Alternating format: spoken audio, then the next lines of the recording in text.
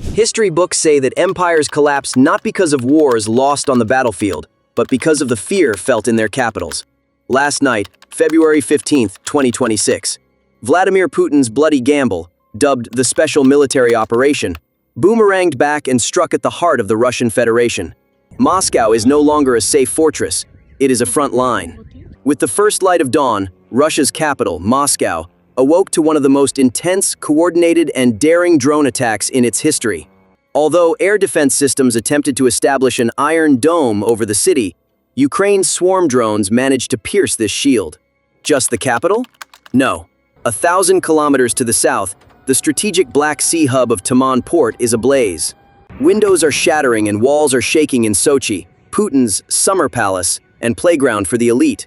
This is not a random chain of attacks. This is a surgical operation, known in military literature as the asymmetric shock doctrine, targeting the enemy's command center, economic heart, and psychological resistance simultaneously.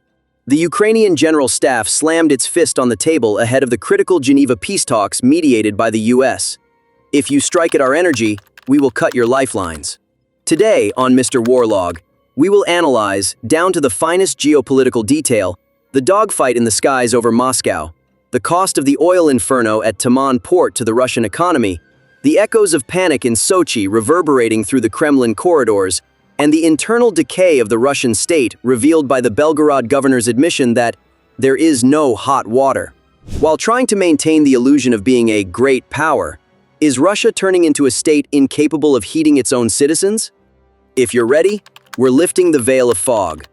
Welcome to the real face of war. First, let's focus on the strategic center, where the decision-makers are. On the morning of February 15th, Moscow Mayor Sergei Sobyanin struggled to put on his usual cool bureaucratic mask. Because the sky was filled with Ukraine's Bober and new-generation long-range kamikaze drones. According to reports verified by Charter 97 and RBC.UA, the attack on Moscow was massive in scale. Russian air defenses attempted to protect the city with Pantsir and S-400 batteries, but were helpless against the swarm attack tactic. This tactic saturates air defense radars with hundreds of targets simultaneously, allowing the main strike force to penetrate the defense line. So, why are these drones so important? Moscow is approximately 450 to 500 kilometers from the Ukrainian border as the crow flies. However, these drones can infiltrate as far as the capital by exploiting gaps in Russia's air defense system deep within its territory. Footage posted on social media shows drones flying at low altitudes in Moscow's suburbs and even in areas close to the city center. This is proof that Russia's echeloned defense doctrine has failed. The strike on Moscow is not just military damage. It has a psychological impact similar to the Doolittle raid during World War II.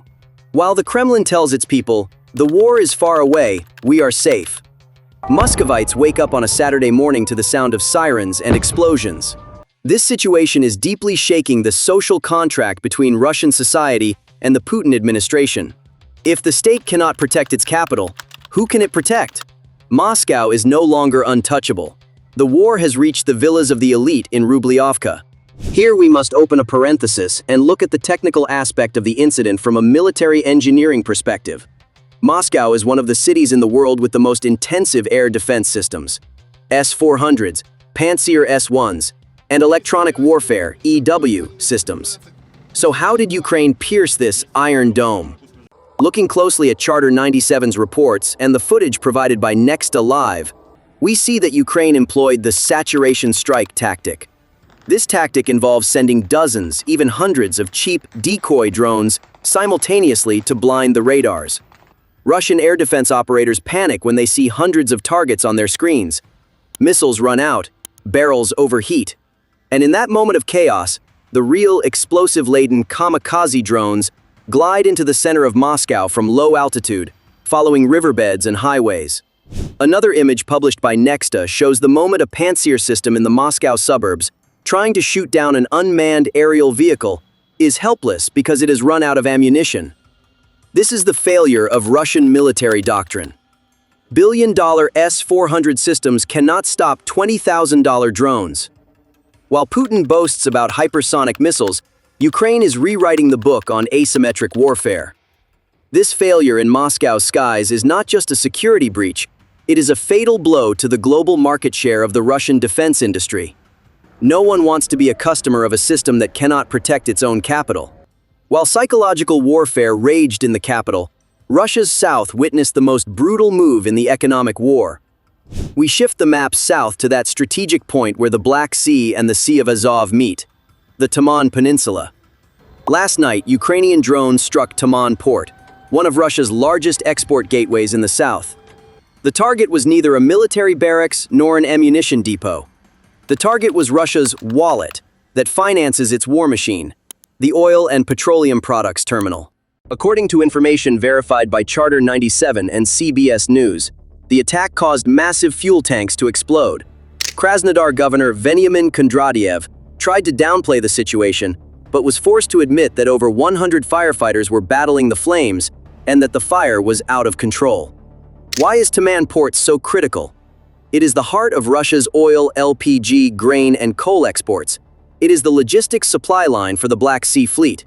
Hitting this place is equivalent to firing a missile directly at Russia's treasury. If the flow of Petrodollars is cut off, Putin's war economy will come to a standstill. Ukraine's strategy is very clear. You are trying to freeze our people by striking our transformers, so we will burn your oil and bankrupt your economy. This is a classic attrition warfare tactic. More importantly, however, this attack is a creating leverage move for the upcoming peace talks. When Zelensky sits down at the table, he will have not only defense plans in his hand, but also photos of Russia's burning ports. Furthermore, this attack signals the end of Russia's naval dominance in the Black Sea. The striking of this port, located right next to the Crimean Bridge, proves that Russian air defenses have blind spots, even in the most strategic areas. Oil is burning, the ruble is melting, and Russia's image as an energy superpower is disappearing into the sky along with the smoke from Taman. Another critical dimension of the Taman port attack lies in maritime strategy. Recall that Ukraine had turned the Russian Navy's Sevastopol port in Crimea into a graveyard with its unmanned surface vehicles, USV. Russia pulled its ships further east, to the Novorossiysk and Taman region, which it considered safe. In military terminology, this is called the fleet in being strategy, that is, keeping ships in port to pose a threat with their mere presence without engaging in combat. However, the February 15th attack proved that Russia no longer has a harbor to hide in the Black Sea. If Taman is burning, the Novorossiysk military base right next to it is also within Ukraine's range. What does this mean?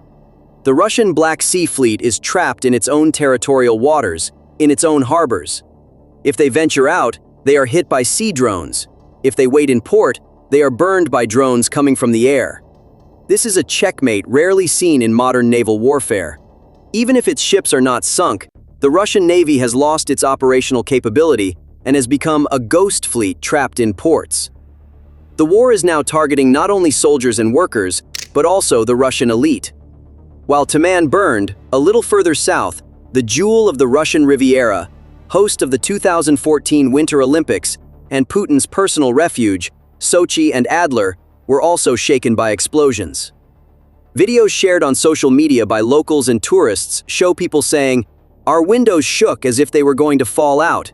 We saw bright objects in the sky." According to reports by Focus.ua and Charter 97, drone attacks on this region activated Russian air defenses, Pantsir systems. The strike on Sochi is more of a symbolic and psychological message than a military target. This was the safe zone for oligarchs, generals, and politicians escaping the stress of Moscow. With this attack, Ukraine is saying, there is nowhere to run. You are not safe even in your holiday resorts. This situation will deepen the rift between the hawks and doves within the Kremlin. With drones flying over their own luxury villas, continuing to support the war is becoming a more costly choice for the Russian elite. The phrase, "the windows are shaking," is actually a metaphor for the foundations of the Russian regime shaking.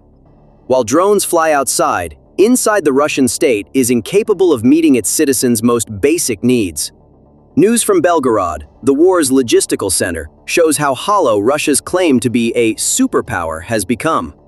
Yesterday, Belgorod officials made a historic admission.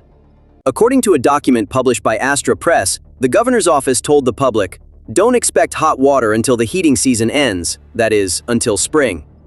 You heard that right. In the 21st century, in a city in Russia, the world's energy giant, people will be deprived of hot water for months.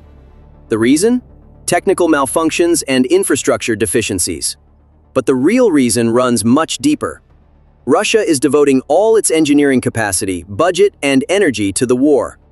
There are no skilled workers to repair the pipes. They're at the front. No spare parts, sanctions, and no budget, war economy. While drones rain down on Moscow, the people of Belgorod are freezing in their homes. This sums up Putin's Russia. Missiles are flying, but the taps aren't running. There are hypersonic weapons, but the heaters are not working.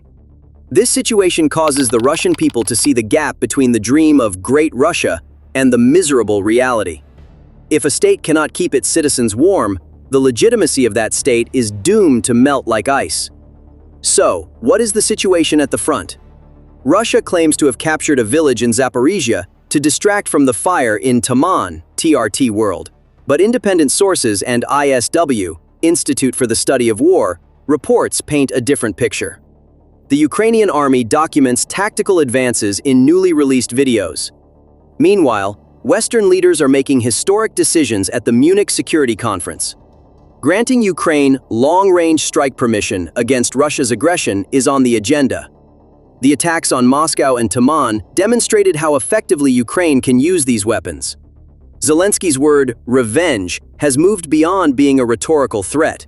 It has become a concrete reality in burning oil tanks and Moscow skies.